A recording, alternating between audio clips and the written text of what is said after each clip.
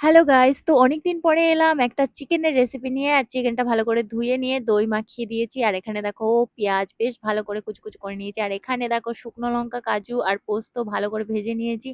এখানে কড়াতে দিয়ে দিয়েছি তেল, আর তেলটা গরম হতে না হতে পেঁয়াজগুলোকে ডুবকি মেরে দিয়ে দিলাম। তো দেখো এই পেঁয়াজগুলো আমাকে লাল লাল করে ভাজতে হবে। বেশ অনেকটাই পেঁয়াজ ছিল, চিকেনও অনেকটা ছিল, প্রায় 2 কিলো মতন।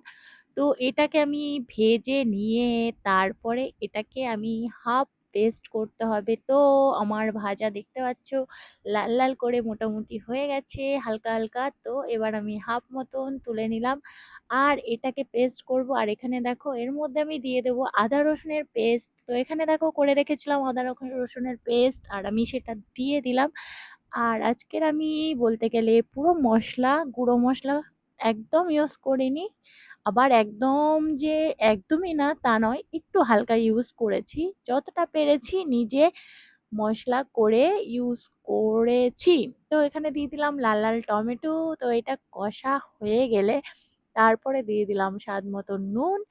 আর এটাকে আমি কষিয়ে নিয়ে তারপরে এর মধ্যে দিয়ে দেবো আমি চিকেন। তো দেখো মোটামুটি কষানো হয়ে গেছে। এবার দই মাখানো চিকেনটা প্রায় আমি দই মাখিয়ে রেখেছিলাম 20 মিনিটের উপরে। তো এবার দিয়ে দিলাম আমি চিকেন।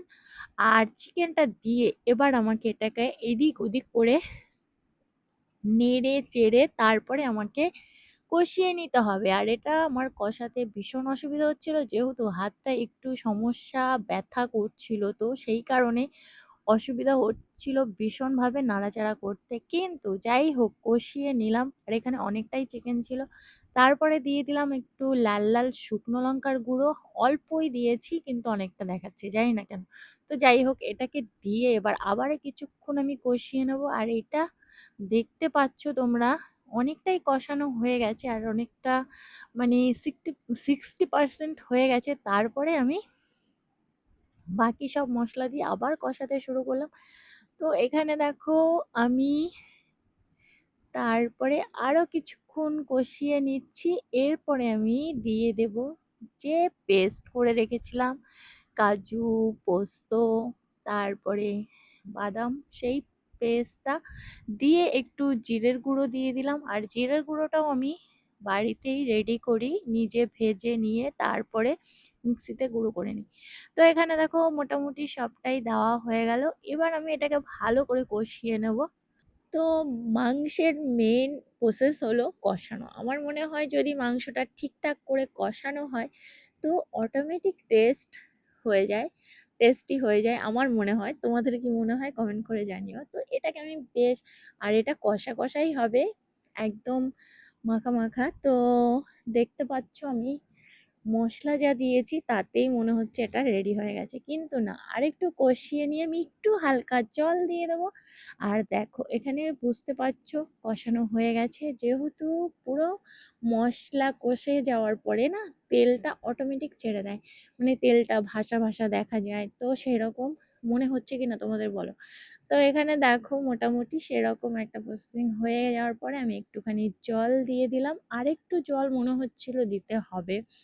তো এখানে দেখো জল দিয়ে আমি এটাকে কিছুক্ষণের জন্য ফুটিয়ে নেব।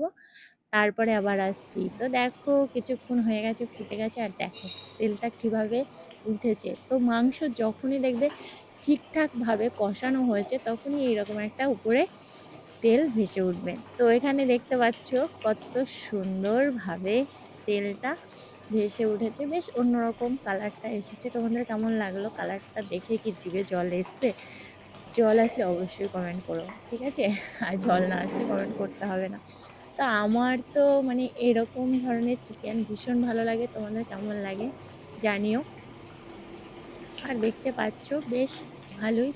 আর এটা নিচে যাতে লেগে না যায়, যেহেতু কাজু পোস্ত এসব রয়েছে, তো সেই কারণে নিচে লেগে যেতে পারে। তো সেই কারণে বারবার আমি এটাকে নেড়ে দিচ্ছিলাম। তারপরে দিয়ে দিলাম সানরাইজের গুঁড়ো মশলা। এটা আমার ভীষণ ভীষণ ভীষণ পছন্দের একটা গরম মশলা। তো এই গরম মশলাটা আমার ভীষণভাবে চিকেন বলো মটন বলো আমার দুটোতেই ভালোই লাগে।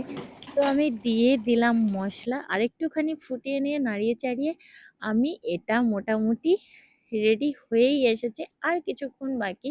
আর কিছুক্ষণ ঘাটাঘাটি করলে মোটামুটি হয়ে যাবে। যেহেতু বড়, বড় চিকেনের পিসগুলো ছিল তো সেই কারণে একটুখানি ভালো করে না হলে ভালো লাগে।